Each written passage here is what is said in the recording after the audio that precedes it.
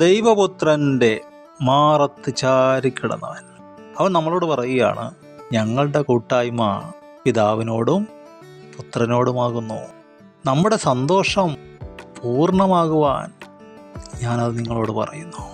പിതാവ് നമ്മളെ ഒത്തിരി സ്നേഹിക്കുന്നു, നമ്മുടെ അപ്പനാണ്. പക്ഷേ ആദാം ഓടിയതുപോലെ, വിളിച്ചിരുന്നത് പോലെ ചില സമയത്ത് നമ്മൾ ഓടാൻ തോന്നും, വിളിച്ചിരിക്കാൻ തോന്നും. അവിടെ പുത്രൻ വരുന്നു. അപ്പനുമായിട്ടുള്ള ബന്ധം നിലനിർത്തി തരാൻ പുത്രൻ വരുന്നു. അവൻ പറയും, പേടിക്കണ്ട, നീ വിശുദ്ധനാണ്, ഞാൻ നിനക്ക് വേണ്ടി മരിച്ചു, നിന്റെ പാപത്തിന് പരിഹാരം ഞാൻ പൂർത്തീകരിച്ചു, ധൈര്യമായിട്ട് വീട്ടിലോട്ട് കയറി വാ. അപ്പൻ നിന്നെ കാണുന്നത് വിശുദ്ധനായിട്ടാണ്. യേശുവിൻ്റെ രക്തത്താൽ മുദ്രയിടപ്പെട്ട വിശുദ്ധന്മാർ കുഞ്ഞാടിൻ്റെ രക്തത്താൽ തങ്ങളുടെ അങ്കി അലക്കി വെളുപ്പിച്ചവർ.